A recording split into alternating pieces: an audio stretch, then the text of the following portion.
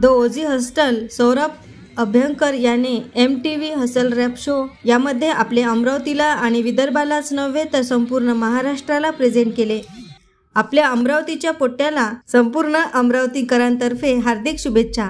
अमरावतीमध्ये सौरभ अभ्यंकर याची भव्य रॅली काढून अमरावतीकरांनी सत्कार केला।